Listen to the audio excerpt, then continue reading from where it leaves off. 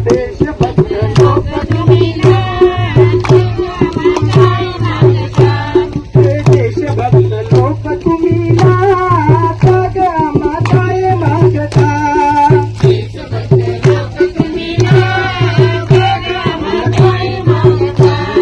जंगलाचे उंचाई रक्षणात जीव जाई, जंगलाचे उंचाई रक्षणात जीव जाई.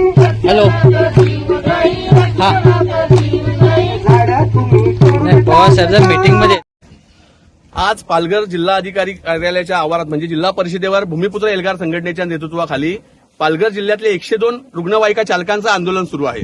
35 ते 40 डिग्री सेल्सिअस तापमान आहे. एवढ्या रणरणत्या उन्हात हे आंदोलक रस्त्यावर आलेत आणि आज जागतिक कुटुंब दिन असल्यामुळे या अँब्युलन्स चालकांचं कुटुंबही रस्त्यावर आलेलं आहे.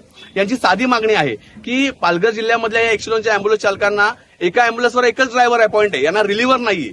24 तास यांना राबावं लागतं. कोविडमध्ये आपल्या जीवाची पर्वा न करता जीवावर खेळलेले कोविड योद्धे आहेत, पण आज त्यांची फरफट सुरू आहे. त्यांच्या मागे आजार पण लागले, त्यांचं कुटुंब उद्ध्वस्त झालंय. याच राज्यामध्ये बीव्हीजेचं कॉन्ट्रॅक्ट, बीव्हीजे कंपनीकडे 108 अँब्युलन्सचं कॉन्ट्रॅक्ट आहे. त्याचं अग्रीमेंटची कॉपी माझ्याकडे आहे. 108 अँब्युलन्सच्या कॉन्ट्रॅक्टमध्ये शासनाने बीव्हीजेला एका अँब्युलन्सवर 3 चालक अपॉइंट करण्याची आड घातली आणि हेच गव्हर्नमेंट जिल्हा परिषदकडे असलेल्या अँब्युलन्समध्ये एका अँब्युलन्सला एकच चालक. हा अन्याय कसा काय सहन करतील हे चालक? यांनी जगायचं की नाही हा आमचा आज प्रश्न आहे आणि आमची आज मागणी आहे की या प्रत्येक अँब्युलन्सवर रिलिव्हर मिळाला पाहिजे. या अँब्युलन्स चालकांना त्यांना संविधानाप्रमाणे सन्मानाने जगण्याचा अधिकार मिळाला पाहिजे.